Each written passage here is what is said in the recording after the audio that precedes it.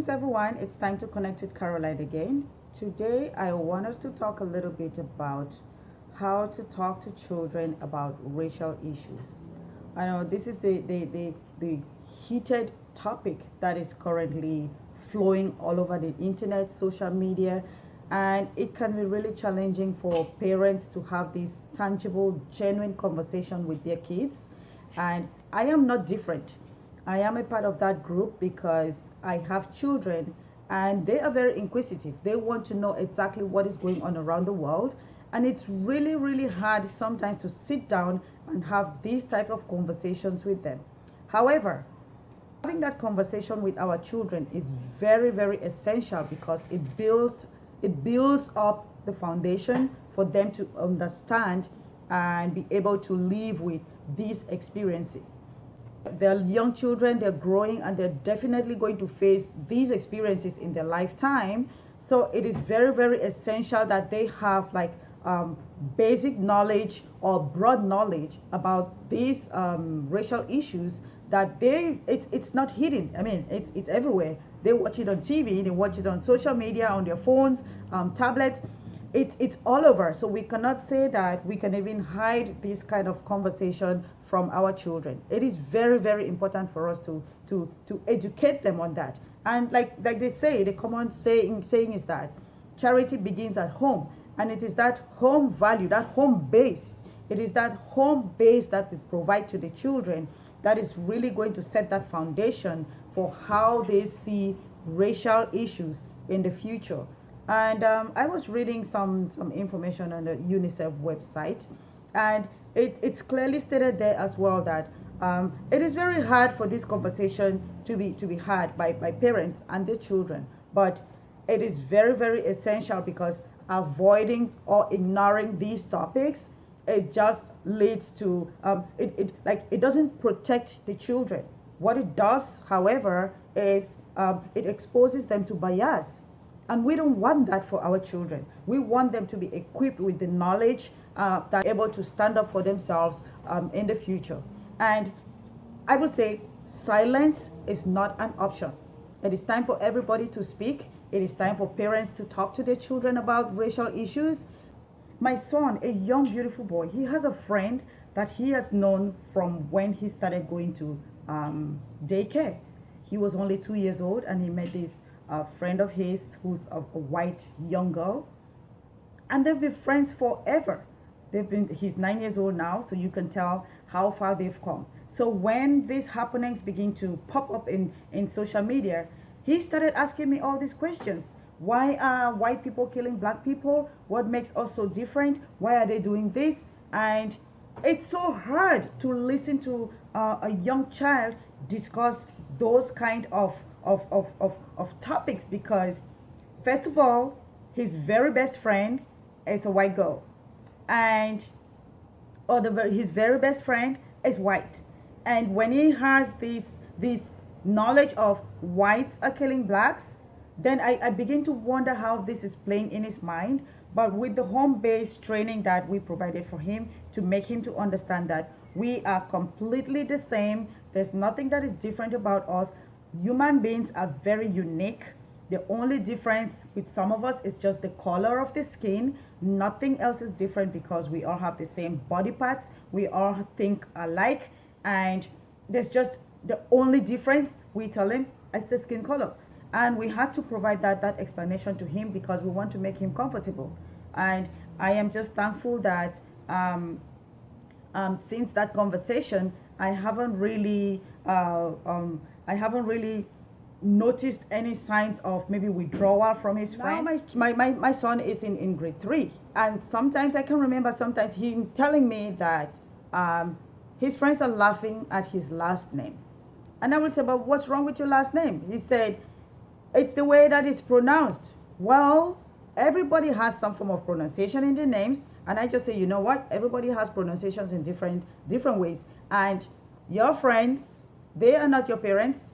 So they can't definitely pronounce your name the way your parents will pronounce it, right? Because they don't speak that language. So they won't even know the phonetics on how to pronounce that last name. And everybody has that. And I give him examples about himself. I said, you have kids in your class that you cannot pronounce their names as well, right?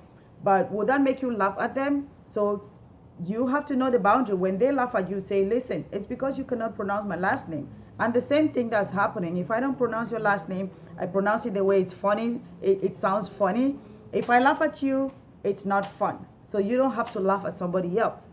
So we have to create that base for our children.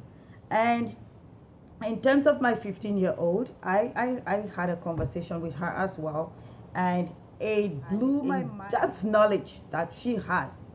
She was able to quote me names of individuals whose lives have been cut short because of this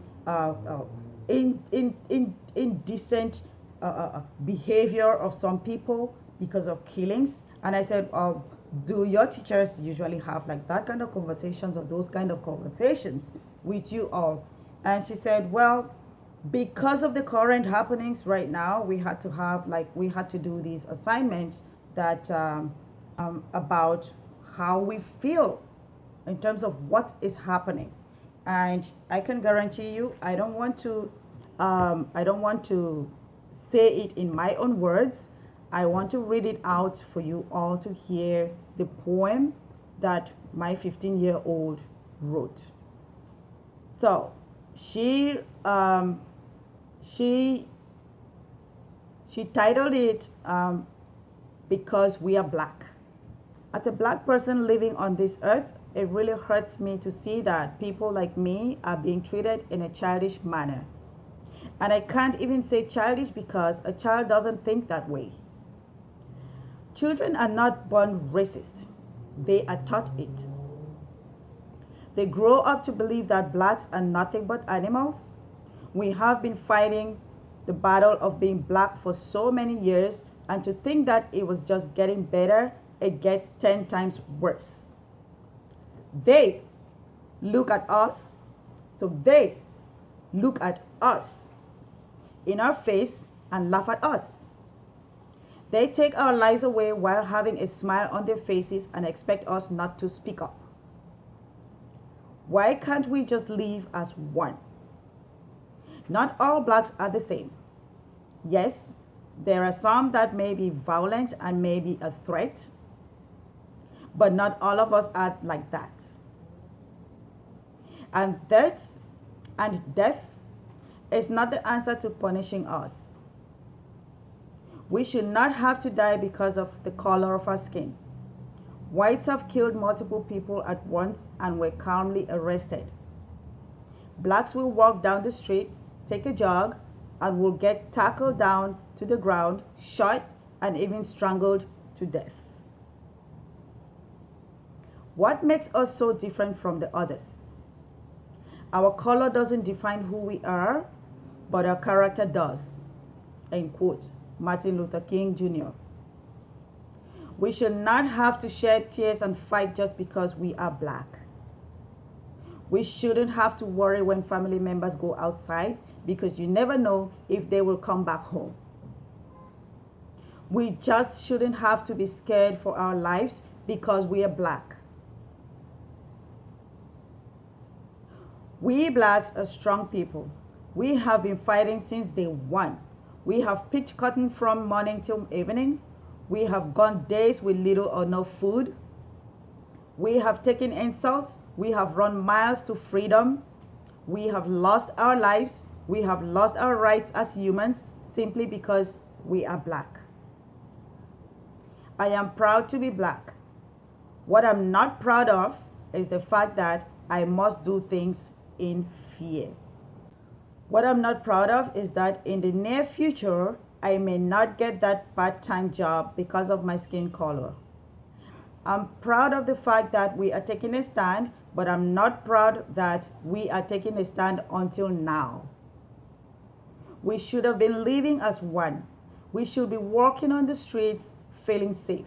We should be able to look the police in the eyes and know that they will be there to protect us. Instead, we fear the police. As children, our parents will always tell us that if we needed help, we should call the police. But The same police that is supposed to be protecting us is killing us. We are all the same. We have a body. We have organs, eyes, and ears. We have all the same. We are all the same. The only thing that is different is our mind, our character, and our color. But this shouldn't define us because we are all people. We are all humans. By Maya Lawton, June 2020. I read this and I broke down in tears. And it hurts listening to your child talking about fear, the fear of police, those who are supposed to protect them in society. It breaks my heart because I am not going to be here forever. I am not going to be with them every day. I'm not going to be with them everywhere. I cannot protect them when they encounter these kind of challenges. We need this for our children. We need them to feel safe. We need them to know that when their parents are not there, they can live a normal life like everybody else. Why is this taking so long? Can society listen to the cry of children? Can society pay attention to the cry of children? Can society pay attention to the thoughts and feelings of children?